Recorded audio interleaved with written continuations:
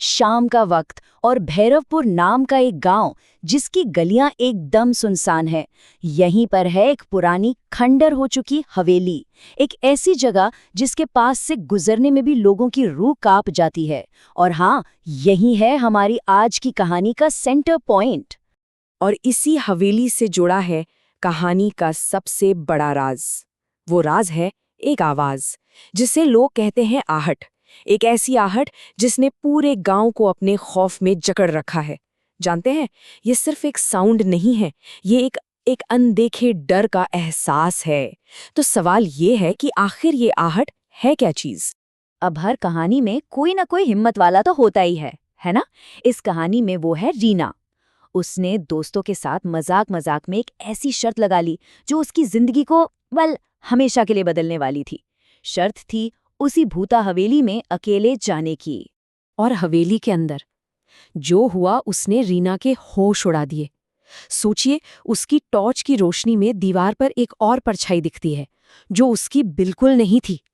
और फिर वही आहट, पास आते कदमों की आवाज।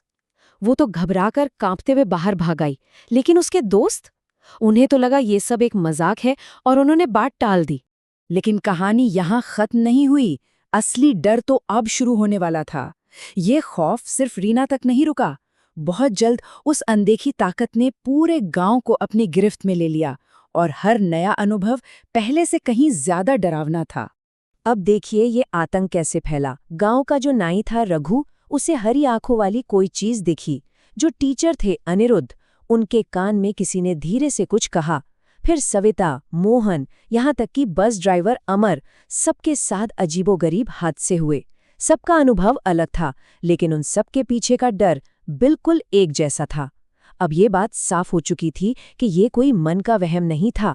और इस डर का लोगों के दिमाग पर कितना गहरा असर हो रहा था, इसका सबसे बुरा उदाहरण था रघु, वही नाई।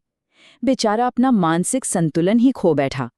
गलियों में बस यही चिल्लाता रहता, आहट मुझे ले जाएगी, आहट मुझे ले जाएगी। तो अब सीन में एंट्री होती है लॉजिक की।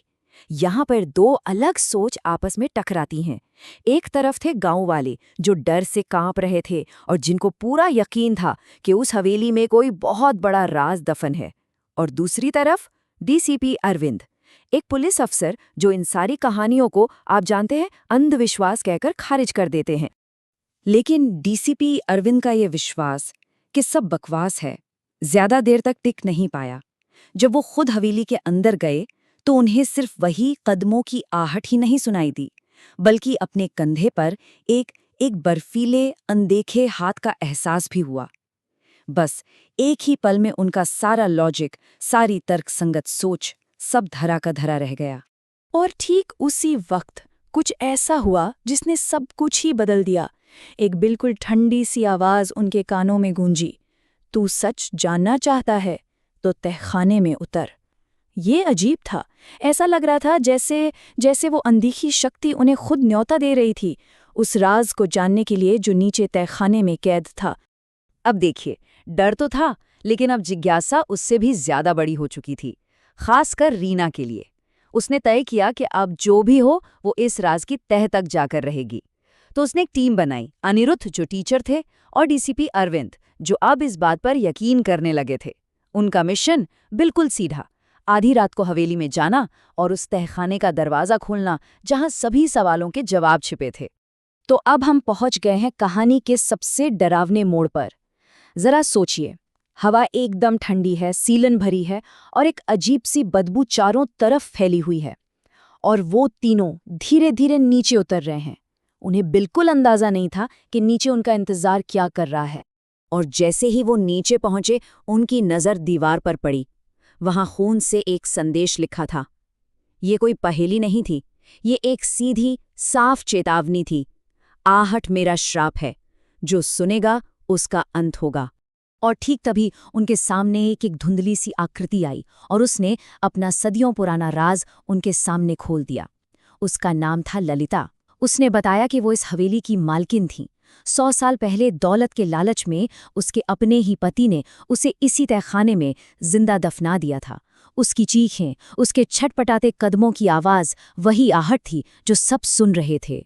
तो ये थी ललिता की पूरी दर्दनाक कहानी। 100 साल पहले एक हत्या, 1 सदी तक भटकती हुई आत्मा, और आज एक जानलेवा श्राप। अब उसकी आहट सिर्फ एक आवाज नहीं थी, वो मौत का बुलावा बन चुकी थी। ललिता की आत्मा ने अपनी आखिरी चेतावनी दी। अब तुमने सच जान लिया है तो कोई नहीं बच सकता। और बस इतना कहते ही तहखाने की दीवारों में कंपन शुरू हो गए। पत्थर गिरने लगे और उन तीनों को वहां से अपनी जान बचाकर भागना पड़ा। जब वो बाहर निकले तो गांव वाले इतने डर गए थे कि उन्होंने एक आखिरी हताश कोशिश की। उन्होंने पूरी हवेली को आग लगा दी। उनके दिमाग में बस एक ही उम्मीद थी, अगर हवेली जल जाएगी तो शायद ललिता की आत्मा शांत हो जाएगी और यह श्राप हमेशा के लिए खत्म हो जाएगा। और पता है, ऐसा लगा भी कि उनका प्लान काम कर गया। उस रात सालों में पहली बार भैरवपुर में एकदम शांति थी, पूरी तरह खामोशी, कोई आहट नहीं, कोई डर नहीं, बस शांति। लेकिन ये शांति सिर्फ एक धोखा थी।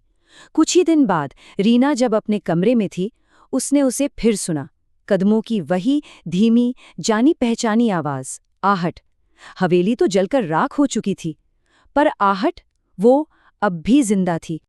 और यहाँ आकर कहानी का सबसे खौफनाक सच सामने आता है कि कुछ श्राप जगह से नहीं, इंसान से जुड़ जाते हैं।